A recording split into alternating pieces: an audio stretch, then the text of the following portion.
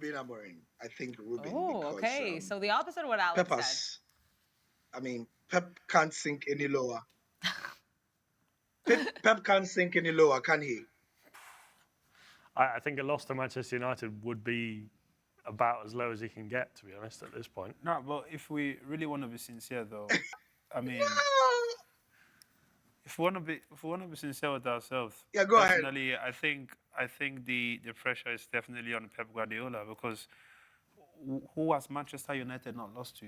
Then who is a Manchester City that they can't lose to? The question is, how many games can Pep Guardiola survive losing or drawing? As a matter of fact, if Pep Guardiola gets a draw from this game, it's almost like a win for him at this point. So the pressure is definitely on Pep. He's had a really bad time recently, and we know. Well, we are speaking about somebody who is now having to self-harm himself. Come on, like which lower can anybody get as a coach? You know, he's the only first person who brings out blood without even playing the game.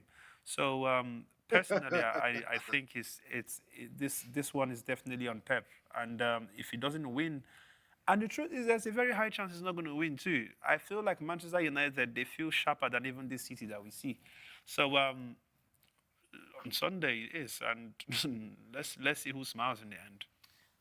We will see who smiles in the end, but is it also not fair to say that Amorim should be taking advantage of City's poor form, of the state that City are in as well? I think there's pressure on both of them. I think there are good points made across. Alex, you said, the pressure. Do we want to go head to head with the players? Let's really see who is really on that severe pressure at this point. Players, we can talk about for sure. I was just speaking about the managers, though, first. But we can talk about the players, too, because the players are absolutely under pressure. My point was just that I think kind of like what Gary said, I don't know how much worse it can get for City. And I think at the end of the day, Pep is still Pep. Pep is still won 6 Prems. Pep can go to sleep at night knowing that. Amorim, I think there's the pressure of it's now or never. This is your opportunity to pounce on a frail Manchester City.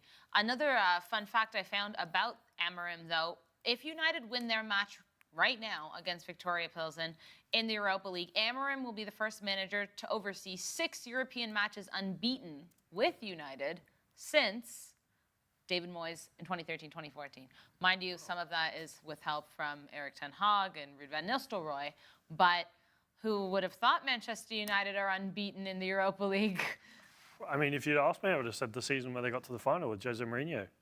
Won it, but I guess, well, I mean, it shows you, I think, the dire situation that United are in and have been since Fergie left, really. You know, the managers that they've gone through, I think Amorim's now their 6th permanent manager in 12 seasons since Fergie left, or something along those lines. Maybe it was a ratio of 1 to 2, basically, one manager every 2 seasons. And you look at David Moyes, he was given the big contract, the pressure was put on him. The onus was, Sir Alex Ferguson had appointed his successor, and it was David Moyes. That didn't work out.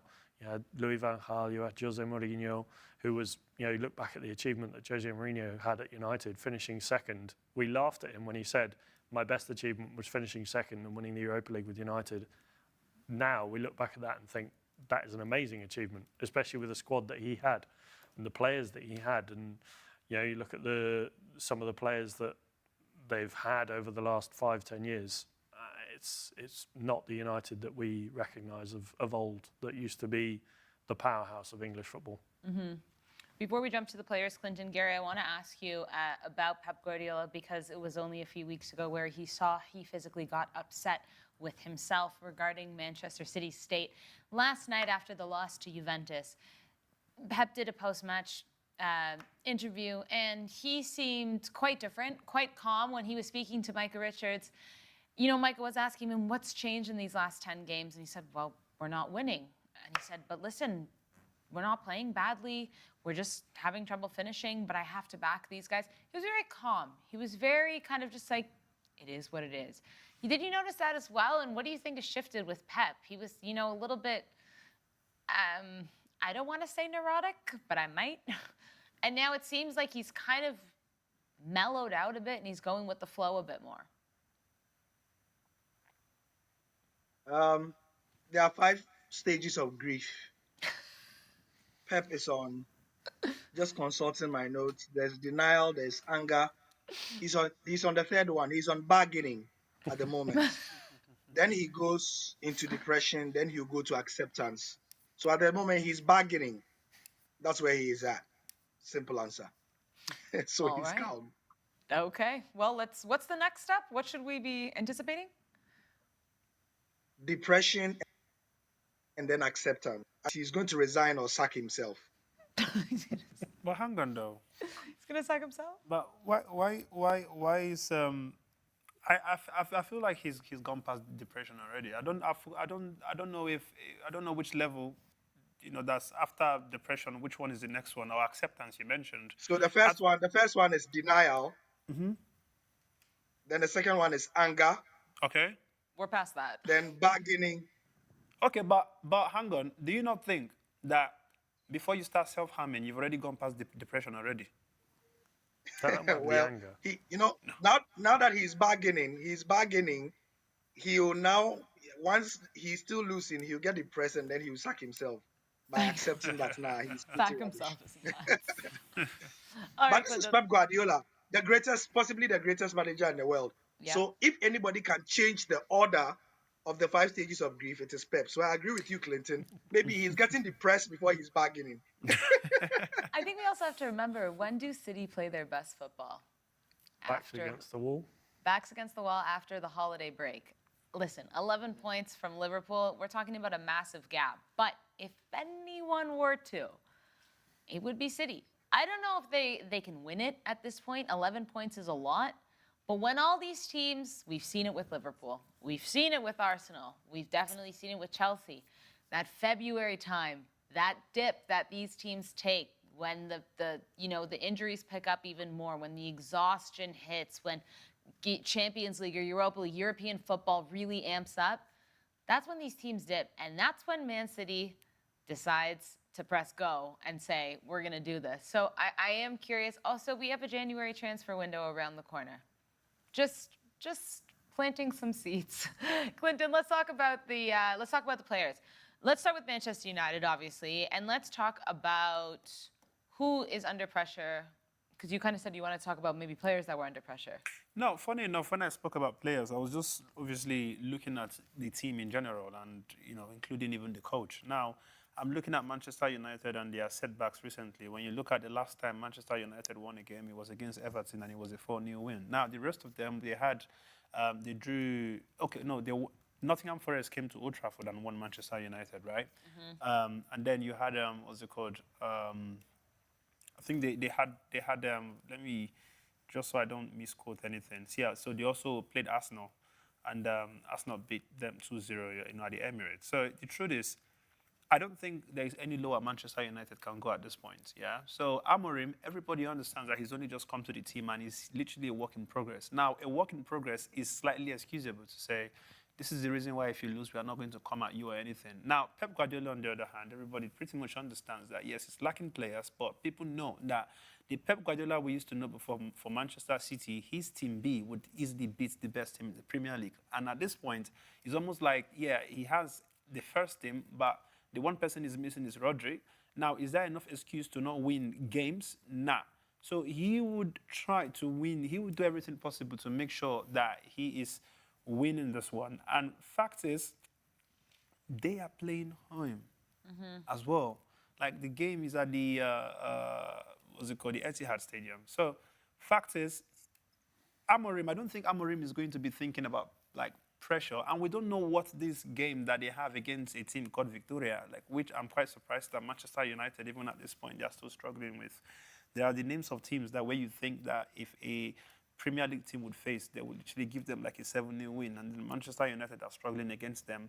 Halftime, there is no goal, and the team are even looking like they're probably going to score Manchester United. So for me, the pressure is not really on United. The pressure here is definitely on Pep, and like I said, we've seen United and City facing each other, and there's always that.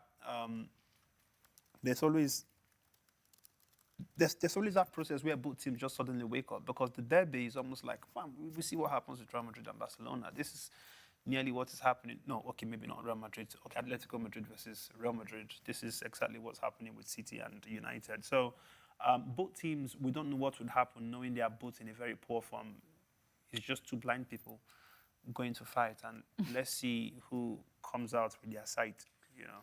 So who do you think are going to be the standout players then for Manchester United? Manchester United, Let's start there. we all know who the best player is. In my opinion, the best player in Manchester United is Amad Diallo. Is probably going to steal the shine. However, when you look at Manchester City too, you know, they still have the quality. It's just that something is just not clicking for the team at this point in time. When you look at the likes of Jeremy Doku, you think about the like of what's it called again? You know, Kevin De Bruyne, you know, Bernardo Silva. Like, come on, we cannot count out the fact that Manchester City, they still look very solid on paper. But like we said, they are just going through a drought where things are just not working out for them. Manchester United, clearly, oh, by the way, Manchester United have just considered a goal. We are now 1-0 down. So that's obviously answers the question to what is likely to happen with Manchester City. Honestly, yeah, sorry guys, that loss the goal considered has made me forget my story. Manchester United, they're actually very silly. Anyways. Alex, standout players for Manchester City potentially in this derby against United. I mean, you look at the main ones: Bernardo Silva, Kevin De Bruyne, Erling Haaland. You know, I think when you look at how badly City have dipped, I think the main protagonists in that has been.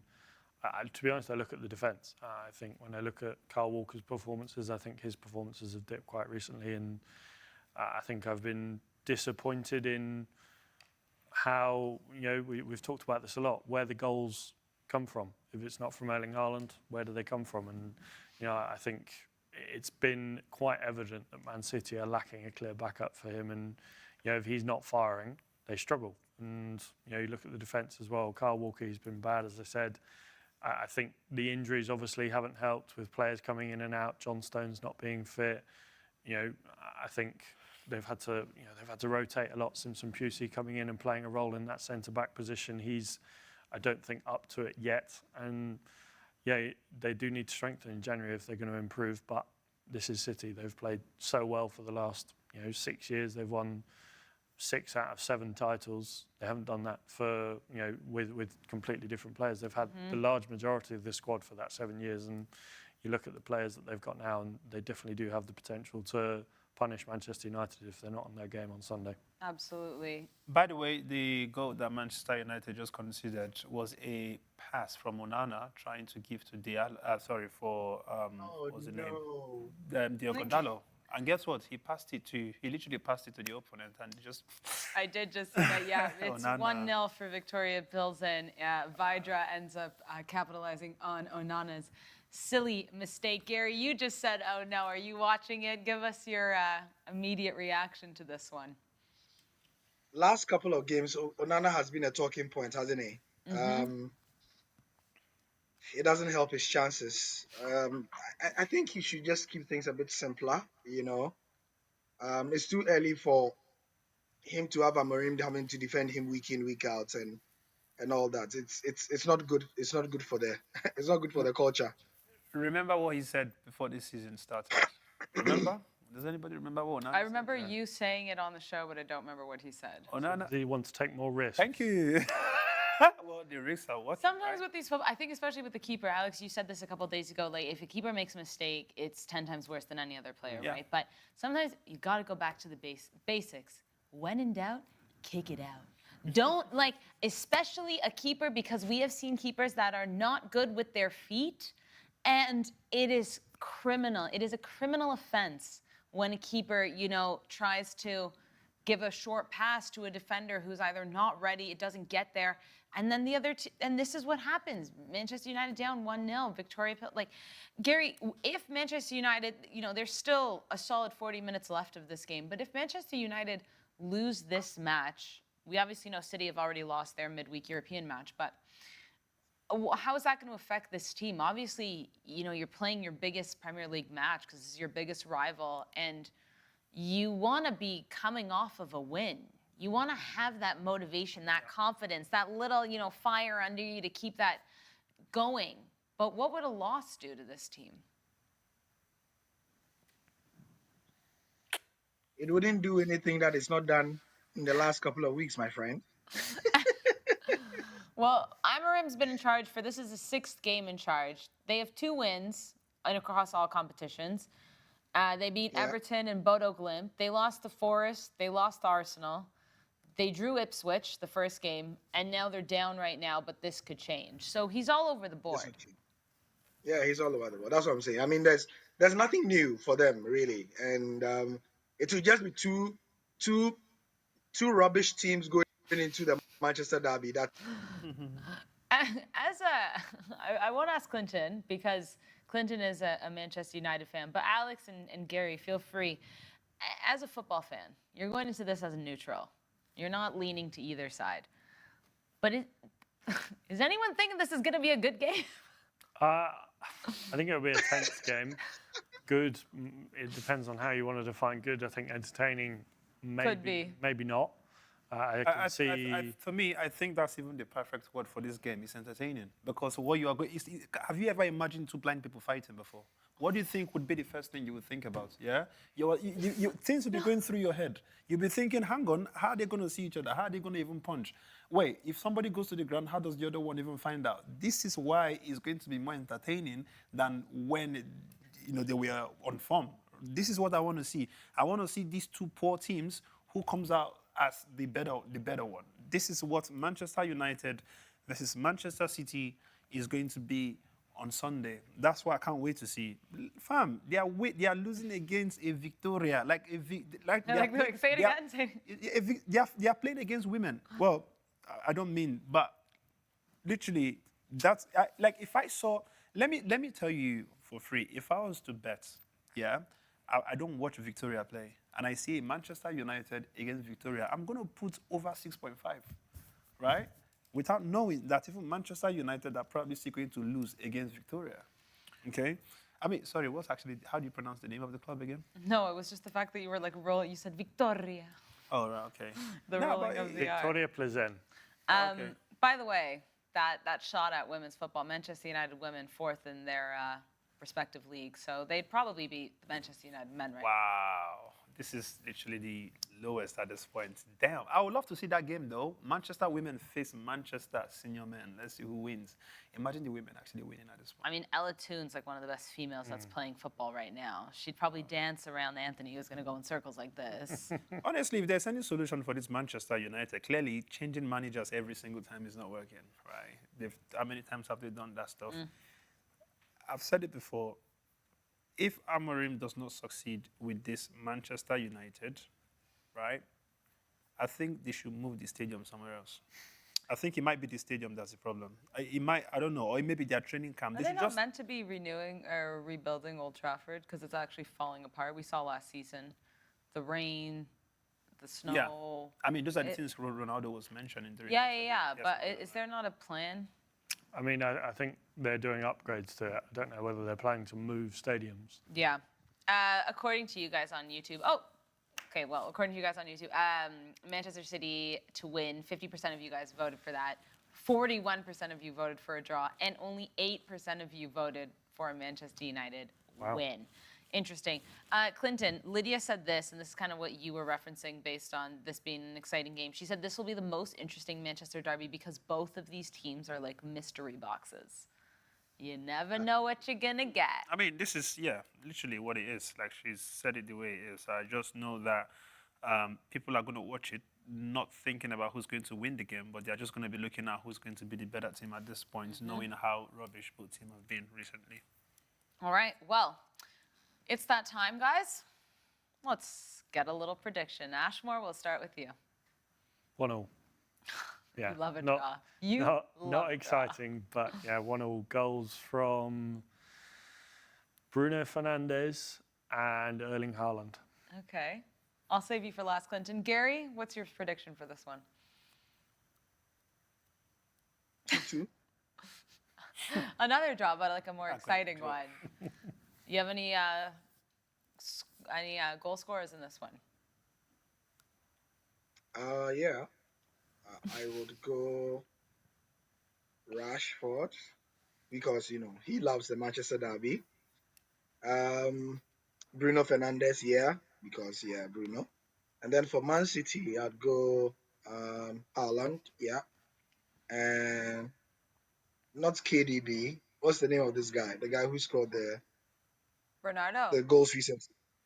No, not Bernardo. He's going to whine. He's going to whine a lot as usual. No, that's Bruno. No, that's Bruno and Bernardo. Have you seen Bernardo recently? Like, teammates. yo, I don't. Yeah, exactly. Anyway, there's this other guy, the guy with the bushy hair, the Oh, Guardiola? Rico. quite short. Oh, okay. Who? Rico Lewis? Rico, Oh, Rico, okay. yeah, Rico. Rico. Okay. And KlintonCod. No, I feel it's going to be a 2-1. And if I want to be sincere, I'm looking at the win to Manchester City. Who's going to score the goals? Personally, for Manchester United, the one goal is probably going to come from Dalot, a defender. Wow. Yeah. If it doesn't come from Dalot, just putting it out there, it's probably going to come from Højlund. For Manchester City, I see Haaland scoring, one. And then I also see... This one is actually very hard. I think probably Doku. Okay. Okay. Let's see. I don't know. Shots. Kevin is between Doku and Kevin De Bruyne. One of them. All right. I'm going to go 3-2 to Man City because both these teams leak goals like no other. And I'm also hoping for something exciting. I think Rashford will score. I hope Diallo scores, but I think it might be... Some people have made a good point, actually. Gary, Rico Lewis won't be playing. He's suspended. Oh, right. I thought that was Nothing in the about it. Champions League. No, Yeah, that was Yeah. that. he's Yeah. sending off against Palace. Yeah, that Yeah. very Two, questionable red card. Poor Rico. Yeah. No Rico, Gary, sorry. All right. Lydia said at this point, Chelsea U15 will score Man United 6 now. Well, on that note, Lydia, let's talk about a team that KlintonCod actually likes to talk about. Let's try and get his energy up because I think talking about Manchester United has made him a bit upset. Chelsea are playing this week. They actually just played today.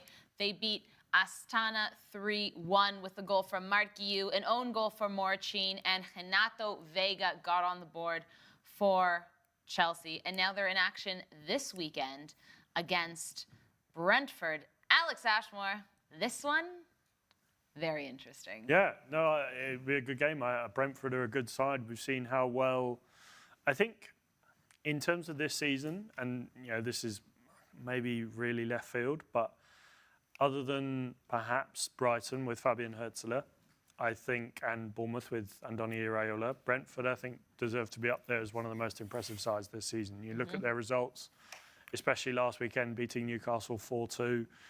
They got a result against Bournemouth, who are up there fighting for a European spot. They're in that top 10. Thomas Frank has really built a culture there at Brentford, and they seem to be playing brilliant football as well, entertaining football. We see Wieser and Mbeumo up front. It's like a dream partnership, and I think Chelsea will have their work cut out, especially having played in the week. Brentford will have that week off. They would have been able to train, recuperate, and get ready for this game on Sunday. And Chelsea travelling 3,000 or 4,000 miles away from home to play Astana. Thankfully, though, Enzo Maresca did play a rather weakened side, which does help. But I think Chelsea will have their work cut out. I think the fact that it's at Stamford Bridge may favour Chelsea, so I'm going to go 2-1 to the Blues. Just on Chelsea, guys. Chelsea are unbeaten across all competitions since losing to Newcastle on October 30th. Clinton, this team is a team that you really enjoy watching. You talk about it all the time. The way they're playing, not just Cole Palmer, but everyone. You've seen the change of Nicholas Jackson this season, actually scoring. That confidence has changed. But Brentford only have 3 losses in their last 10 Premier League games. They're in 9th right now. But if they win this, they could move to 5th. Are they going to give Chelsea a problem at Stamford Bridge? Definitely not. I see Chelsea winning is very easy. There's no. What does very easy mean? When I mean very easy, this game is probably going to be like a 4-1. I'm literally giving you my scoreline even before you asking me too many questions. Listen, I'm telling you that Chelsea, they are probably the most impressive team in the world as we speak, right? They have all the options. You don't have a lot of injury list, on there. Literally, Chelsea has even up to like a 3rd team, and they're all really good. When you look at the options they have on that bench, by the way, Manchester United, they are back. It's 1-1 now. I think it's a goal by Rasmus Højlund. Rasmus Højlund. But Right, I don't know if I should increase the volume of my voice now, but let's wait till the end of the game. But yeah, Chelsea, they are just too solid. I feel like they can. Which team would you guys refer as the best team in the world as we speak? In terms of form, Yeah. Liverpool. So Unbeaten in the Champions League, top of the Premier League by 4 points with the game in hand. You know, can I actually shock you though? Yeah. I feel like I have more confidence in Chelsea than even in Liverpool. you think, I mean, to be fair, when they played each other, what was it, back in September, I think? You know, I think Chelsea gave a good account of themselves, but they were still, I think, very raw in that process. Well, of I was improving. literally just going to say that. October Right? 20th. Yeah, they've come a long way since then. Yeah, it's been 2 months. I still think there's too many frailties in that Chelsea defence and too much inexperience maybe. When you look at the Liverpool side, they've got their strike force, Luis Diaz, Mohamed Salah, year in, year out, they've been there consistently. That midfield, you know, McAllister's experienced Premier League play. Look at their defence, Van Dijk, Kanate, Alisson in goal. I just feel like Liverpool is a more well-rounded side, and I think Chelsea maybe perhaps too many sharp edges and a few too many mistakes, but lots of potential. Talk to me about why you think Chelsea is the better team right now. Well, because I feel like they are the more coordinated. They've done their homework. Like you said, in September, it was literally a work in progress. And this is December.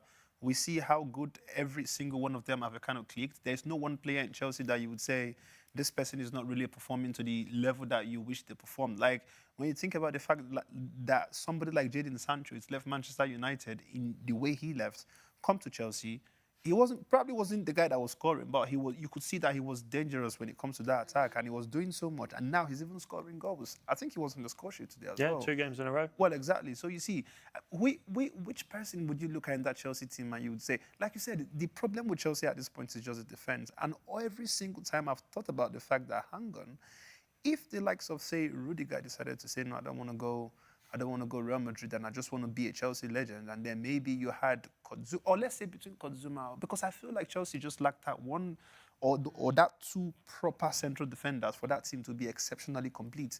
If they have that, I will tell you for free that Chelsea, they're the best team in the world to me. Not even a Barcelona, not even a Liverpool, not even a Real Madrid are a better team than Chelsea. At this point in time, everything seems to be working. They have the best in that team. Come on, do you want me to start listing the players Chelsea have? If Chelsea would not... Now, I'm so convinced with Chelsea that there is no team they would face now that they don't have a 90% chance of winning the game. Markinde makes a good point here. He says Chelsea are the most impressive in the Premier League, but Liverpool are just the best. Perhaps, yeah. I think Liverpool get the job done. They get the wins. Maybe not always in the most exciting fashion. But the way Chelsea do it. But Chelsea, you know... Absolutely, yeah. As a neutral, you're always going to choose watching Chelsea Spurs fall 3 over, you know, Liverpool getting a 1-0 win over... Girona. Exactly. Oh yeah. Again, somebody just reminded me, I think Lydia just said something about the goalkeeper. I think those are the 3 players. Yeah. If I was... No, I agree. I need to hear that. Alex, go off. Sanchez, Badiashile, and Disasi are not performing at the level they are expected to. Yeah. Please. Yeah. No, to be honest, Sanchez, when we brought him over from Brighton, I was kind of excited. You see how well that team did under De Zerbi, and you know, he was a good goalkeeper, a good shot stopper, but he just has too many errors in him. And I see some of the decision making he has, and it beggars belief, really. You're sitting there looking at what he's done, and you're thinking, at what point in the list of options that I've got here, this is option number 67 that you've gone for instead of 1, 2, 3, or 4. And you know, Badiashile, Disasi, the same errors, too prone to making that mistake. And you know, we talked about goalkeepers being, you know, the ones that are liable for those mistakes. And when they do make mistakes, the team feels it the most. Defenders as well. I even, you know, look at Fofana and Levi Colwill and think there are 2 good defenders in there, but still very raw. And I think still lots to work on for that Chelsea defence. And to be honest, I think perhaps one of the players in that defence that's been a shoe-in recently is Moises Caicedo, who's been playing a sort of right-back role. And I think it's been really impressive. And, you know, I'll hold my hand up. I was very critical of him towards the end of, towards the beginning of the season and last season, along with Enzo Fernandez. But the 2 of them have really picked up their form recently. I think there is a concern when your number 1 is Robert Sanchez, though, versus Liverpool, who's Alisson. And we know his ability and what he can do. Lydia here also says that Chelsea aren't aiming to win the league; they're aiming for the top 4, and that's correct. Yeah. I mean, nah, it's not. To me, it's not correct, and I'll tell you why. I think every Chelsea fan, they know that this is just some kind of cover-up. You know, when you ask a Chelsea fan, "Wow, you know, you guys want to be top 4, you want to win the league," and they were like, "No, we're not looking at winning the league. We just want to win our games." I mean, this is what every Chelsea fan have. Well, this is been what I said. mentioning. Chelsea are sneaking because we're all focusing on Liverpool, you know, unbeaten, amazing. Arsenal, are they going to bottle again? Manchester City, what is going on? The crumbling. Manchester United, doesn't matter who's in charge. And Chelsea are slowly being like, nobody look at me. I'm just going to... What? Yeah, I agree with that one. Yeah. No, literally. But fact is, you know, and if we want to be sincere with ourselves, do I see from where Chelsea seem to be going, do I see them winning the league? Is it possible? I think it is possible. I'm actually quite surprised that the Chelsea fan is arguing with me that it's not possible for his team to win the league. I'm telling you for free that, yes, I do understand that Chelsea, they're trying to not mount pressure on themselves. They don't want to set the bar too high for them. They just want to say, you know what, you know, if we get it, we get it. If we don't get it, well, we'll let you guys know that it wasn't our intention to get it. But do they look like a team that are possible to win the league right now? Assuming they would even improve even better, let's say from the second half of the season, fact is they are. Like we said, so, you know, somebody has just said it. Chelsea, they are the best team. Or how did what's the name? How did Mackinday say it? He said Chelsea. They're the most impressive. Okay, well, I mean, for me, yes, they are the most impressive, but that's not even the word I would even say. They are literally top 2 in England in the Premier League. They are, like right now, I love Chelsea, you know, because everyone seems to be doing their job. Apart from obviously the defense, Sanchez, he has his comma. But has there been any point where Sanchez has also? So he's more of the guy that's like a wave. 1 minute he's like Onana, if you ask me. Onana gives you those kind of saves that makes you feel like he's the best keeper in the world, and boom, he passes the ball to his opposition today. When were we saying Onana is the best keeper in the world? Oh, well, I feel like he's a very good keeper, if you ask me. I'm not going to even take you out from him. Onana is actually a very good goalkeeper. Where does Onana rank on goalkeepers in the world right now for you? Nah, but listen, if we... Simple question. Okay, where does Onana rank in the world? Yeah. In your opinion? In my opinion, well, truth is, I don't really pay so much attention to goalkeepers. Okay. Fact is, Courtois, nobody takes it away from him, right? Because he's one of those keepers that you know that you would hardly see him make some kind of error. If you score Courtois, it's because you were good enough to have scored him, right? And when you look at the like of Onana, if you score Onana, it's either he's done maybe a very crazy mistake, or you've scored him a very good goal. This is Onana, but when Onana makes saves, he makes the kind of saves that you are kind of shocked, like, hang on, you were able to make this kind of save, but how come you were able to score you this other one? Like, this thing doesn't really add up. But listen, every keeper comes with their different blessings. There are some goalkeepers that you say this is a sweeper keeper. There are some of them who are just very... Look at Manchester City, Ederson, right? Ederson is probably one of the keepers who you would say is very good at assisting as well, yeah? Mm-hmm. But I'm not going to tell you that he's the best goalkeeper in the world, right? But also, you can also say that the best goalkeeper in the world is probably not the best when it comes to giving assists. Like Courtois is a very good goalkeeper. He does his job. There are other keepers who do their job and they do even extra. Now, where do I put Onana, right? I'll probably put him in my top 10, maybe. Wow. Oh, no. Gary, where is Onana for you? Give me a range. I don't even want to hear who's before him. I want a range. Because it's not the top 10. No, but why are you speaking for him, though? Because he said, oh, no, when you said top 10. It could have been, oh, no, he's in my top 5. Is he in your top 5, Gary? No, definitely not top 5. No, maybe, I don't know. And, you know, today's been, it's been a long day, but... Oh, it's not just you, bro. Sorry. Wow. It's like this whole long day thing is not just in Ghana, you know? I don't think he's in... sorry, I don't think it's not just in Madrid. You know, yesterday, I was supposed to be on the show yesterday, and then 10 minutes before, like, we had lights off in my entire neighborhood, and my gen set was also not working, so I got it fixed today. So, I've had a long day. But not long enough for me to know that Onana is not in my top 20. Alex? He's not even in my top 2 in Manchester. Sorry? Simple as, really. Sorry? I'd- Wait. So you guys really don't rate Onana at all? Edison, Not even. Edison, Ortega. You know, no. Onana. Yeah, no. Listen. Fact. Come on. You've just said it in a different way. And do you know what the funny thing is? A lot of people would even take Ortega over Edison. Do you know that? Do you know that though? I mean, Ortega's a solid goalkeeper. I think just the fact that he's been playing behind Edison, who has shown he can be a world-class keeper, he does have the potential error in him. But no, I think Ortega is a solid keeper. I like the fact that he does, like Sara said, the basics. He doesn't complicate things. You know, he routinely does stuff well. So I think I'd take him over Onana. Gary, De Gea or Onana for you? David De Gea. Yeah. Oh, David De Gea. Come on.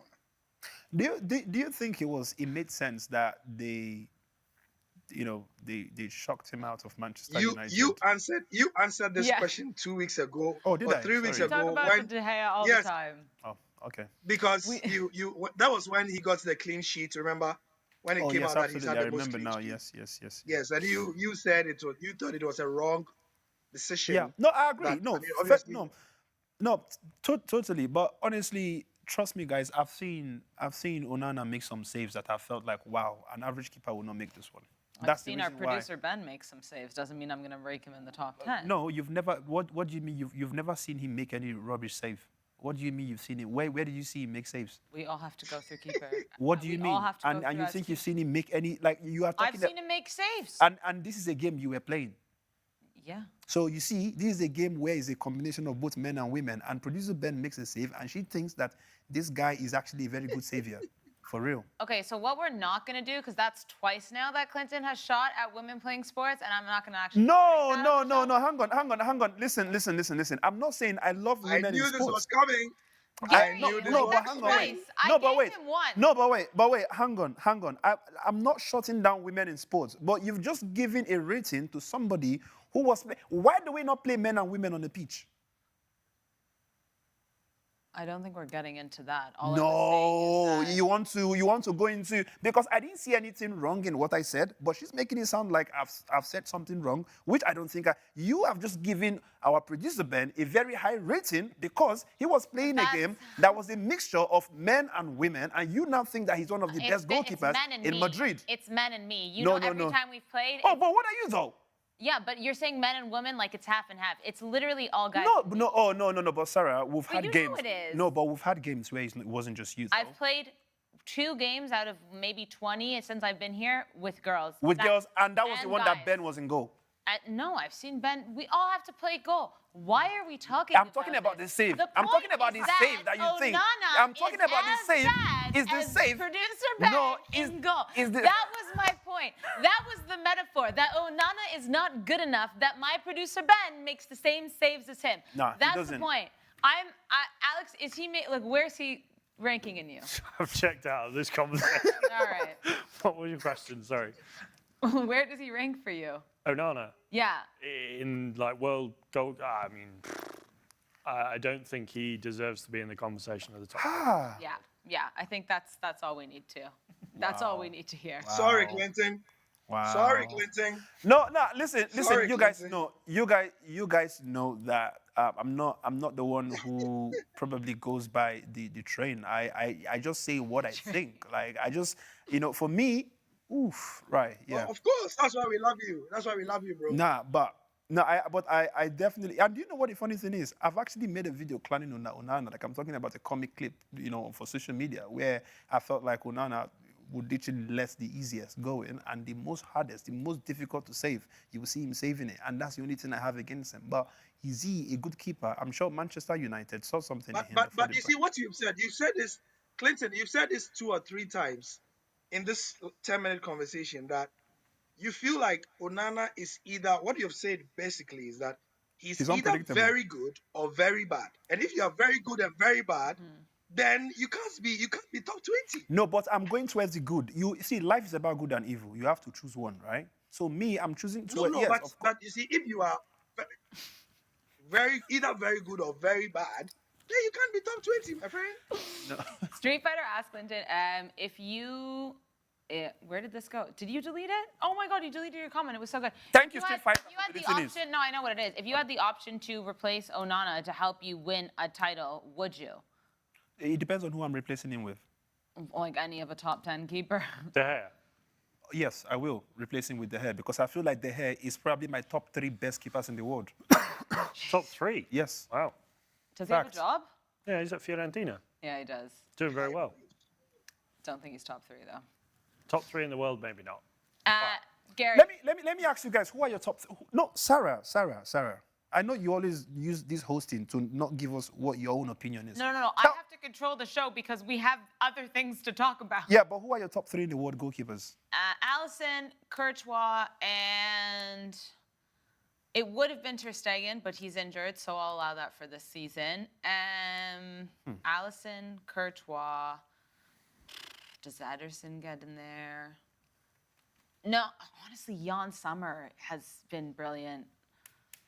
Between Ederson or Jan Sommer, I'd say. But I think Courtois and Allison are also, like, right now just miles ahead of everyone else with the way they're playing. Before De Gea left Manchester United, do you think that he was a good goalkeeper?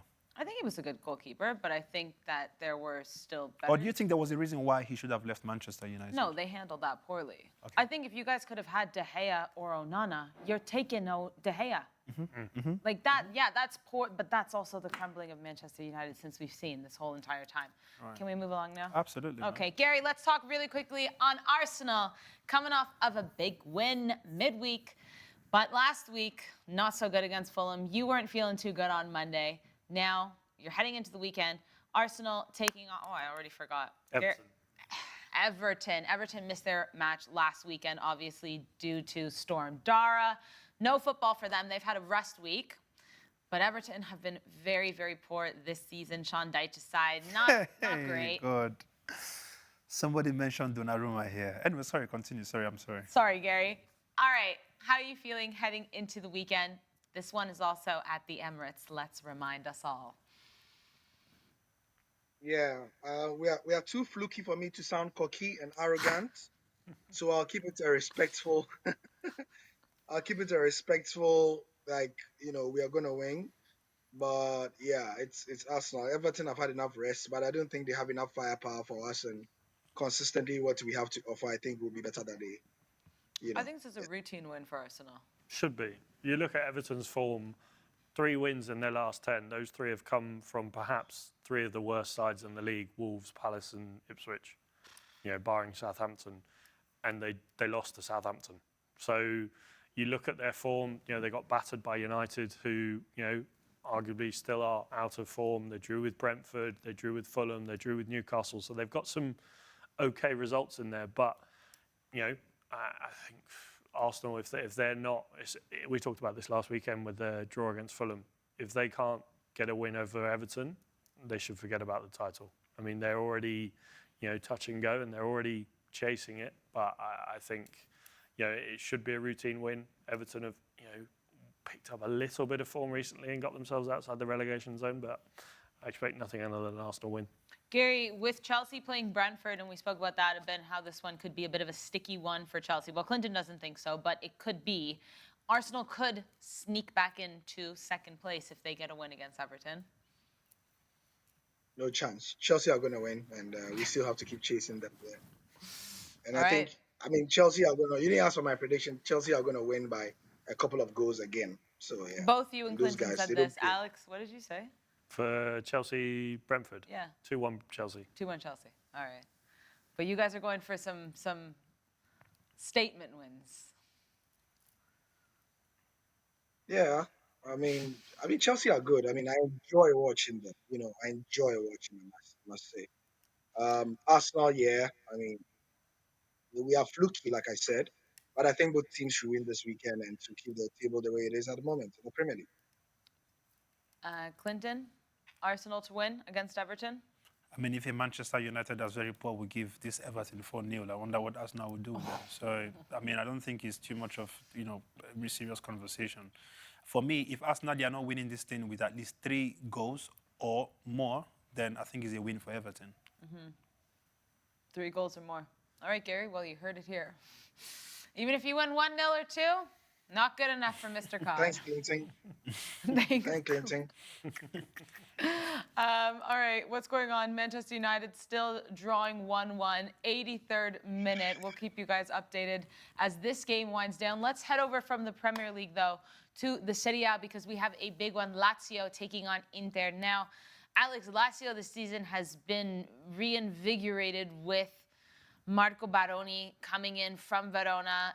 This Lazio team, you know, in the past few seasons hasn't really been European contention. Not the Lazio we knew of once upon a time. And this team has changed completely. Castellanos, 6 goals. Zaccagni, 5 goals.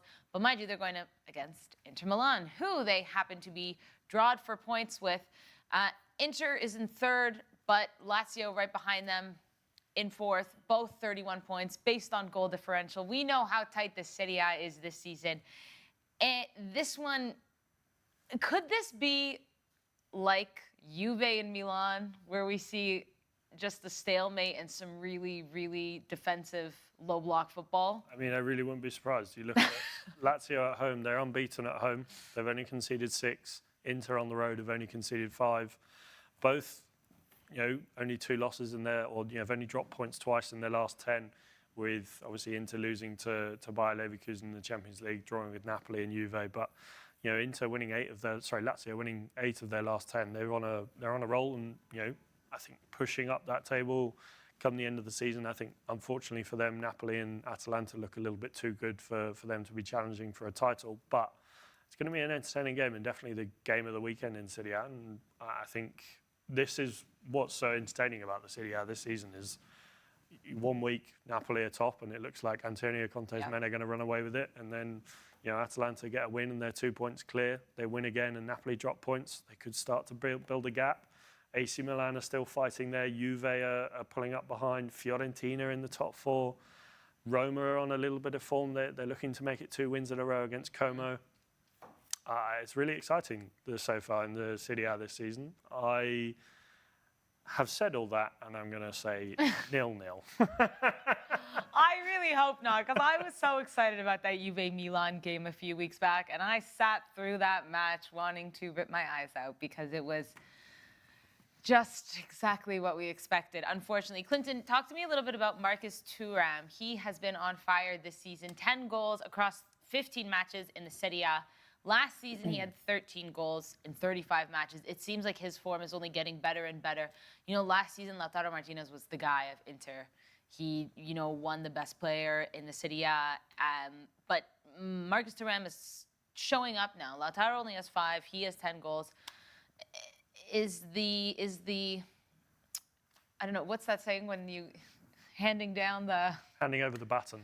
Yeah, that's not what it was, but is that what you're looking for? No, but it's what I mean. Okay. Sorry, what's your question? Is he the main man of that Inter team, I think? I'm so confused with what you still said. Yeah, is Marcus Thuram becoming the main man of Inter? I don't like him as a player. Tell me why. Because I feel like he's not really the complete guy, if you ask me. Like, I've seen really complete... he's not really giving me that... You know when you watch somebody play, and you even see somebody who is trying to improve, say, for example, the like of Nicholas Jackson for Chelsea and how he's a kind of like become better. Yeah, remember, you scoring goals does not necessarily mean you're the best player. Like, you could literally score 10 penalties and everybody automatically believe that you should be winning some kind of Ballon d'Or. By the way, Manchester United are down now, and 2-1. Okay. Is it? Hang on, it's not really updated just I yet. haven't gotten the update here. No, it might just be some kind of wrong call. But yeah, like I said, I'm not really the most huge fan of Marcus Thuram. I've not really paid so much attention, but the few times I've watched him play, I feel like he's not really the complete guy. You know, he's still very sloppy somehow, and there's not too much to speak about him. I'm not a fan, and I don't know what to speak. I have nothing to say about him, really. All right, then. Honestly. Let's move along to La Liga, Barcelona, Real Madrid. Both in action against Madrid sides. Barcelona welcome Leganés, and Real Madrid will be playing Rayo Vallecano. Let's talk Kylian Mbappe. Guys, once again, always when we talk about Real Madrid, we have to speak about Kylian Mbappe. He has some left legion tension. Yeah, in his thigh. In his thigh, there you go. Alex, how big of a concern is this for Real Madrid, for Ancelotti? You know, Vinicius Jr. only just returned. Rodrigo only just returned. I think, thankfully, the 3 games they have running up to Christmas, the Rayo away, Sevilla at home, and then the Intercontinental Cup. Sorry, it's 2-1 United. Rasmus Højlund scored. Oh, well, there you go. Oh, yeah, good. I think it's come at a good time. You know, we never like to see players get injured. We always like to see them fully fit, and we want to see, as a neutral, we always want to see the best players on the pitch. But By the way, it was a very beautiful goal, but go on. was it? Oh, there you go. Wow, Rasmus Højlund. So that's 2 goals for Rasmus Højlund. I think he's currently on fire, you know. Is it? I mean, You starting him or Rashford? him, actually. Oh. Nah, because in this particular game, even, you know, we've seen, like, Rashford is in... I think Rashford needs a you know, antidepressants, man. There's just something off that I don't really understand, but I don't know.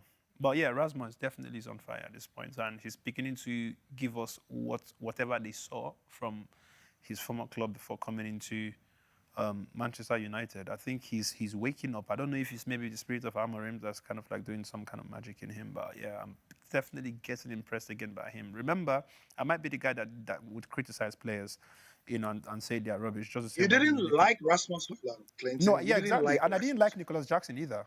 But do I love him now? Of course. Like, no homo, but he could literally be my girlfriend. Are we So, talking yeah. about Mbappe? Thank Right, you, yeah, Alex. let's come back to Mbappe, yeah, sorry. No, to be honest, I think, as I was saying, we never like to see these injuries, but it's come at a more favourable time for Real Madrid. Right away, you know, it's always tough to go places like that. Rayo will be fired up and it'll be a sellout crowd at Vallecas, but I think, you know, they have the players to rotate and get the win. And then the Intercontinental Cup, yes, it's a piece of silverware, but I think, you know, if they could sacrifice him and then have him fully fit after the winter break, obviously they have that 2 weeks off until they come back in January for the Copa del Rey. I think it's come at an okay time for Ancelotti, and you know, maybe we'll see Brahim and Vinicius starting up top, or maybe he'll go for a more weakened side. I still think he'll want to get the win, because as much as Rayo could be seen as a win, you know, they've still got to respect their opponent, and Ancelotti will. You know, he knows that, and he'll respect the opponents, and I can see Vinicius starting up top there with Brahim perhaps. And yeah, a shame to see Mbappe missing, but I think Real Madrid will be able to deal without him for now. Clinton, this is a game where I feel like I can hear you say that Real Madrid will win comfortably. Of course. Why is that? It's a very easy win. I think they are playing. It's Vallecano. yeah, Vallecano, yeah, which, you know, I've watched them play, and sincerely, I don't think that they are the team that if you had 5 injuries from Real Madrid would still not win them. They are just one of those points givers in the La Liga. It's basically you facing the Southampton, really. And if you're not winning them, it's almost like, yeah, you're not really ready for football. If Kylian, as a matter of fact, I feel like if Real Madrid were playing with 8 men against Vallecano, they should be winning the game comfortably as well. So it's not too much stuff to speak about. Do you guys know? Do you know if Kylian Mbappe is in the game? No. Or No, is he he's out for about 10 days. well, so which is even more dangerous for what's it called? Oh la la, man. But yeah, Real Madrid is. If Rodrigo is playing, it's going to be a very easy game for him. We know how crazy he can be, especially when it comes to, you know, dribbling and it's like, come on, man. There's no point to dwell so much on it. This is going to be a really easy one for Real Madrid. And Gary, Barcelona in action against Leganés. You feeling confident about Barcelona, even with their wishy-washy form of late, especially after that match against Dortmund? Where is it going to be played? In Barcelona. What does that Barcelona mean? win. Barcelona Las Palmas in Barcelona. I mean, yeah, but Leganés have been terrible away, if I remember my notes correctly. So I think Hansi Sebastian Flick Haller is could going play to in get this the- game. this one. He's back from injury. Who? Sebastian Haller? Oh. Still Barcelona. Yep. Still Rafinha, still Lewandowski, still Lamine. Yeah, they're gonna get it. I mean, and Lamine, Ferran Torres. What was that about yesterday? I mean, just out of the blue, his performance. He scored a brace, no? He almost didn't. He almost didn't, Gary. Did he not And get a this brace is- yesterday? Yeah, he scored 2, but I'm not Why are you laughing at the boy? here to back Why are you laughing at the Ferran boy? Why are you Torres. laughing at the I'm boy? not here for it. He's no, I'm not biting. No. But that pass from Lamine was chef's kiss.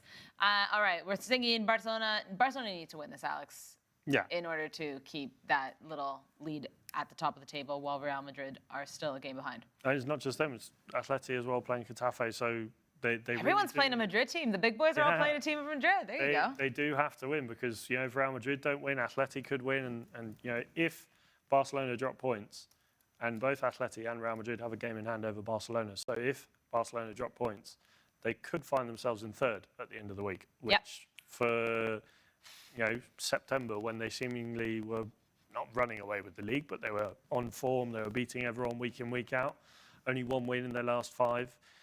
It's a very important game, and Leganés, will know that they need to win this as well if they want to push themselves away from that relegation zone. They're only 2 points above Espanyol, and I think they'll come into this with the motivation of having seen what Las Palmas did, having seen what Osasuna did, and who knows? But I trust in Hansi Flick and Barcelona to get the win. I also think after that midweek game against Dortmund, even though Barcelona got those 3 points, that is going to feel like a loss for them. They shouldn't have allowed some of those goals. I feel like the way they were playing wasn't the great. We didn't see the best from Pedri. We didn't see the best from Lewandowski, like Clinton was saying. But let's also remember, guys, next week, Barcelona are playing host to Atletico Madrid. So it's all ramping up before the holidays, guys. And that's just the way we like it, because all the leagues are on absolute fire right now. So I can assume before we head out that the match of the weekend is the Manchester Derby. Is that what everyone's looking forward to here? Yeah, I think so. Been an exciting game. We always love these derbies. And, well, what a time to have one with both clubs in disarray. Absolutely. I'm still keeping eyes over here, Clinton. This match is still 2-1. Yeah, I mean, they've only just got like half a minute to go. And I saw one of the YouTube comments, somebody was mentioning about the last time Real Madrid did win Rayo Vallecano. Actually, it's incorrect. They beat them in 2023. Literally, I was just going to say that because I had to go check, because the person was just lying for free here. Please, Street Fighter? Just to let you guys, Street Fighter, please. The next time you lie, we are banning you for 2 weeks from watching the SportyShow, man. Please make sure your stats is very accurate before you come on here, mate. Jeez. All right, and it's finished. Manchester United have beat Victoria Pilsen at 2-1, 2 goals from Rasmus Højlund, meaning that Amorim has now tied the record with David Moyes for 6 unbeaten matches in European football. Who would have thought Manchester United would have gone unbeaten in Europe with everything going on? You'd hope they would at the beginning of the season. Yeah, you hoped. Well, Clinton, that's good news for you. Smile. Well, I mean, I'm happy, but the way they won the game, this is where I believe that Manchester United are still a work in progress. If this was Chelsea, we know by now, and the funny is, God, I might end up becoming a Chelsea fan because I speak more of Chelsea than even Manchester United. It's stressful. No, I mean, right. Being a United fan is probably even more stressful at the moment. Wait, you think being a Chelsea fan right now is stressful? Wow. Really? Maybe not as Come on, man. Listen, if it was Chelsea facing this team that I've just played Manchester United, Victoria, I'm telling you for real, that this game would have probably been a 6-2 kind of game. Manchester United, they are not really good enough. And I'm hoping that Amorim will be the one to restore that glory that we had from Manchester United from back in the days. Well, let's see, guys. Manchester Derby this weekend. Amorim versus Pep Guardiola. Lots and lots of football. And we will be back again on Monday to talk about it all. Until then, as always, enjoy the football.